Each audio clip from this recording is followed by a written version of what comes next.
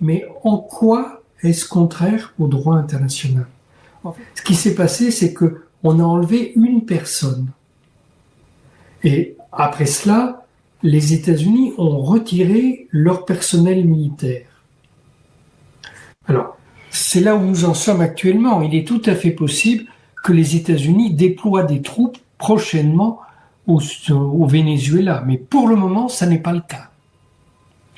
Et ce qui s'est passé, bien sûr, c'est très grave. Mais c'est moins grave ce que nous, Français, avons fait. Donald Trump a enlevé un chef d'État en exercice, mais il ne reconnaissait pas que Nicolás Maduro était un chef d'État. Donc il y a un conflit entre deux positions. Nous pouvons dire qu'il s'est trompé, que Nicolás Maduro était bien un chef d'État, mais lui dit que ça n'est pas le cas.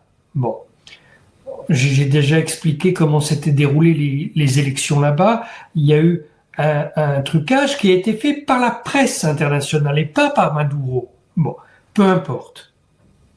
Ce qui compte, c'est que il y a deux points de vue qui s'affrontent. Les États-Unis ne reconnaissent pas l'élection de Nicolás Maduro depuis déjà plusieurs années, et l'Union européenne non plus. Bon, donc, d'un point de vue états-unien, il n'y a pas d'enlèvement d'un chef d'État. Mais nous, Français, nous avons déjà enlevé un chef d'État en exercice en 2004, sous Jacques Chirac. Personne ne s'en souvient. C'était Jean-Bertrand Aristide à Haïti. Il a été enlevé par les forces spéciales des États-Unis, remis aux forces spéciales françaises qui l'ont transféré en République centrafricaine où il était maintenu à résidence. Ce que nous avons fait est bien plus grave que ce que Donald Trump a fait. Il n'y avait aucune explication de ce que nous avons fait, nous.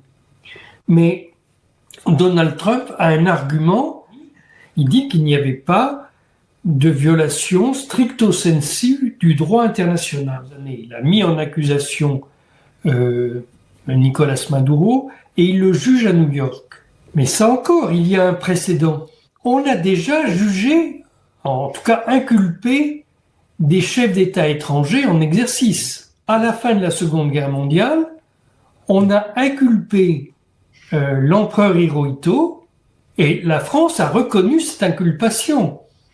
Attention à ce que nous racontons. Ça n'est pas aussi simple qu'il y paraît.